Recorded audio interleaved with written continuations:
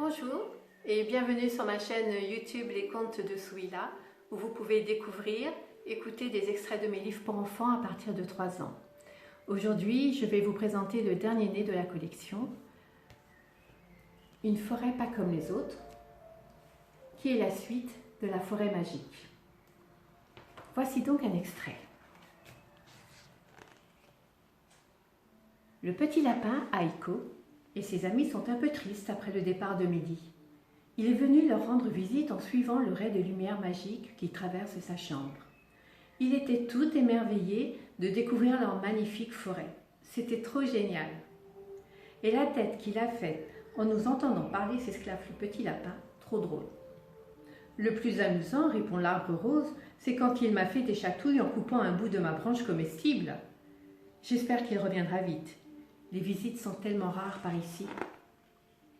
C'est l'heure du coucher. Mehdi, pour une fois, est tout pressé d'aller se mettre au lit. Il s'est bien brossé les dents, 3 minutes, comme le lui rappelle souvent sa maman.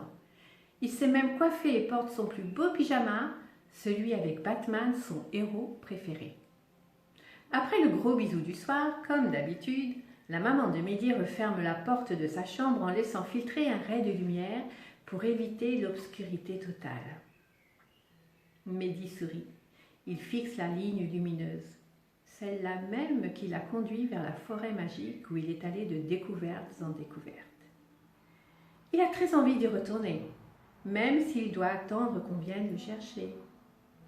Seulement voilà, l'envie de retrouver Aiko, le petit lapin rigolo, et peut-être même manger encore un petit bout de cet arbre rose délicieux est irrésistible. Mehdi pose ses petits pieds sur le ray de lumière traversant. Il a un vague souvenir de l'avertissement du petit lapin, mais la tentation est trop grande. Pensant que ce ray de lumière le mènera tout droit vers la forêt magique, il continue d'avancer. Il a l'impression qu'il est plus long que la dernière fois, mais il a tellement hâte de retrouver ses amis qu'il n'y prête pas vraiment attention. Il avance encore et encore. Lorsque le petit garçon ouvre ses yeux, il ne voit pas grand-chose. Il s'attendait à être ébloui par la lumière, les couleurs, mais là, rien du tout. Il ne fait pas complètement noir, juste très sombre. Il aperçoit des formes, des grosses, des petites, des grandes, des moyennes.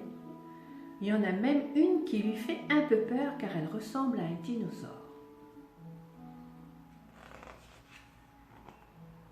Il continue d'avancer un peu en tâtonnant, sentant sous ses pieds nus le tapis herbeux, un peu froid même. Il a froid également, mais son envie de retrouver ses amis le pousse à continuer d'avancer. Même les oiseaux sont muets, remarque-t-il. Ils doivent sans doute dormir comme tous les autres animaux de la forêt.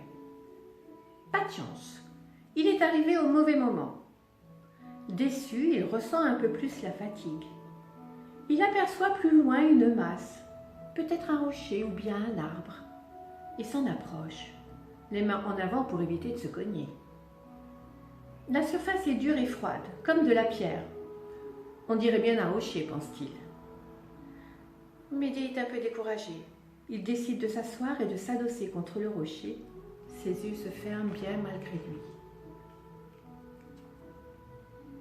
Tiens, qu'avons-nous là ? Fait une voix rocailleuse et moqueuse. On dirait bien un petit homme, répond une autre voix plus aiguë.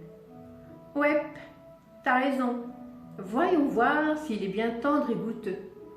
Croque-y donc un orteil, ordonne la voix rocailleuse. Une créature difforme s'approche du petit garçon endormi et se saisit de son gros orteil pour le croquer. Mehdi se réveille en sursaut, pousse un cri et se redresse sur ses petits pieds. « Mais c'est quoi ça? Vous faites quoi? Ça va pas, non ?»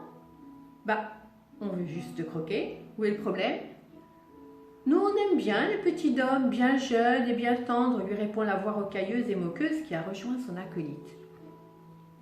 Vous êtes qui d'abord et je suis où? Où sont Aiko et les autres? Les deux créatures échangent un regard puis tournent le dos à Mehdi pour se concerter. Elles ne semblent pas d'accord. Elles reviennent vers lui et il en profite pour mieux regarder ces deux personnages qu'il trouve vraiment trop moches. ressemble un peu aux humains mais en plus petit et surtout en tout biscornu, des jambes menues et arquées, une grosse bosse sur le dos, une autre sur le front, de gros yeux jaunes cerclés de noir, de longs bras qui descendent jusqu'au sol, seulement 3 doigts à chaque main et des oreilles qui pendouillent. Sans parler de cette odeur de poubelle, burk.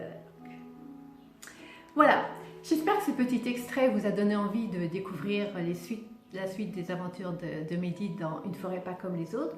Si toutefois vous êtes intéressé, ce livre est disponible à l'achat sur mon site internet Les Contes de Souila. Et je me ferai un plaisir donc de vous en envoyer un exemplaire dédicacé. Sinon, vous pouvez aussi vous le procurer directement sur amazon.fr. Je vous remercie pour votre attention et vous dis à bientôt pour de nouvelles aventures.